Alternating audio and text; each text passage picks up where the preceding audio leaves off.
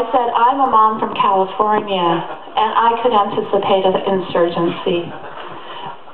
There hasn't, because it's historically a fact that people don't like other countries occupying their land. You know, it's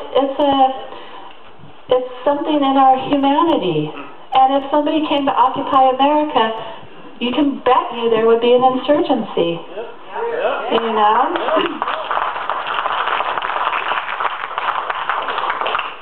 We'd be out there, you know, trying to get them to drink beer with us. You know, trying to come in, you know, have a talk. Let's talk about this. You know, let's not kill each other. That's stupid.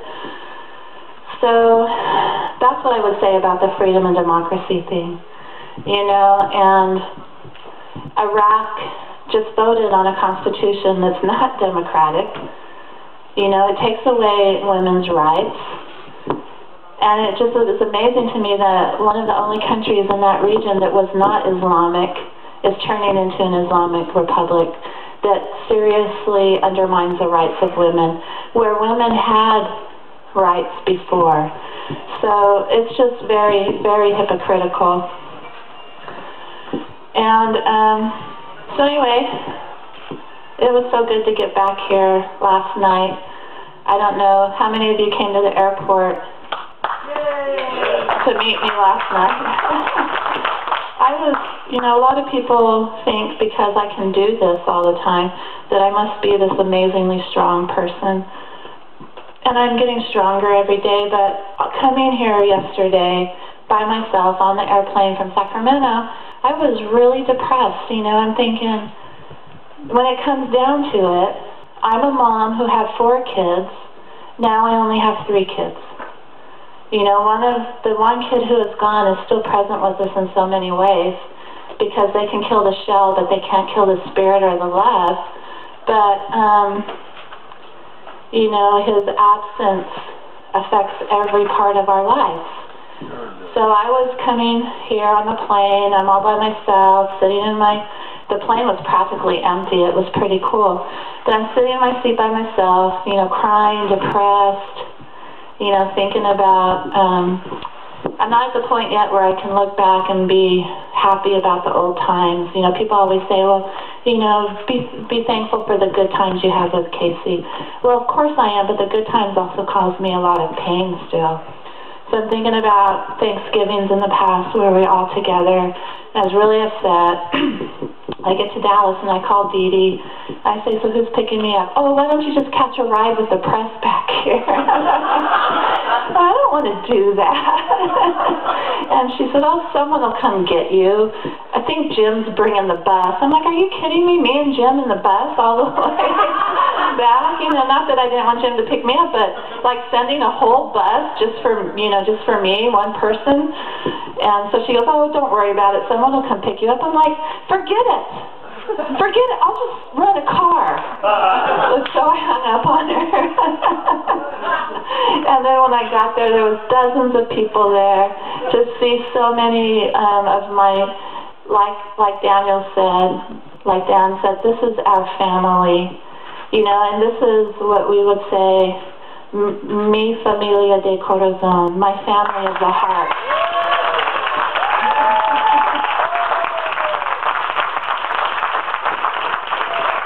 And you know what? You have to live with your family that is your blood family. And fortunately, my 3 children and I have a really good relationship and we like to be together. But we're a family. We're not forced to be together. We want to be together. And we're together, like Jesse said, because we are doing something so bright. What we are doing is something very holy and very sacred. We're trying to save lives. And when we get together, if we joke and laugh and have a good time, that's because we love each other. And that's because we know what we're doing is so good. And before Camp Casey happened, and maybe Laura can testify to this, I could feel something happening You know, I look at Washington, D.C., and I just, whenever I think of D.C., I think of a dark cloud hanging over it. You know, it's like all those movies where the castle would always have dark clouds with thunder and lightning and everything. That's what I think of D.C. because I think, you know, a lot of bad people have gathered in one place at one time.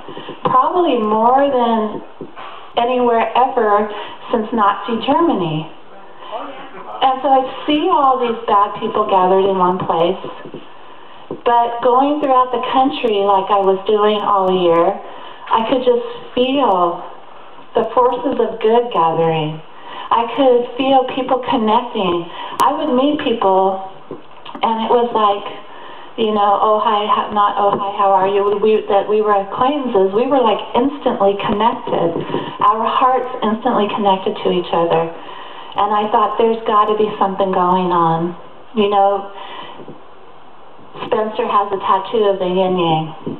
You know, for every bad, there's an equal amount of good.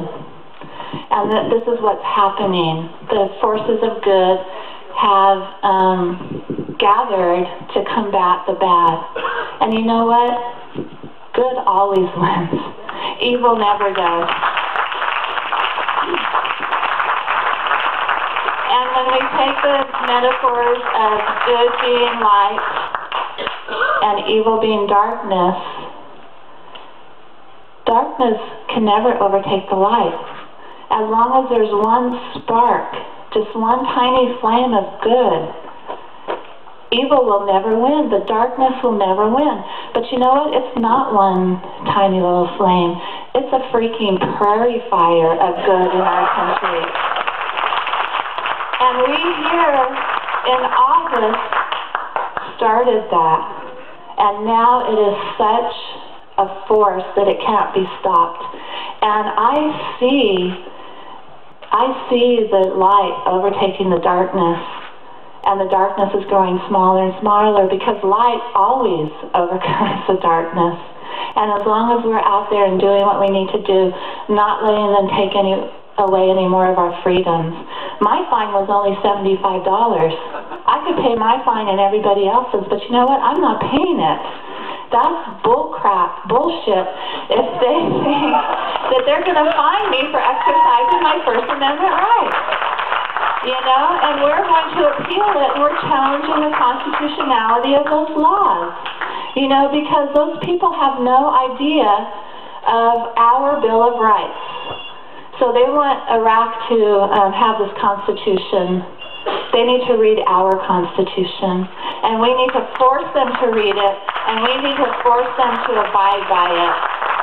And we have to finally stand up and say, no, you've taken so much from us. We want what you took away from us back, and you're not taking anything else away from us.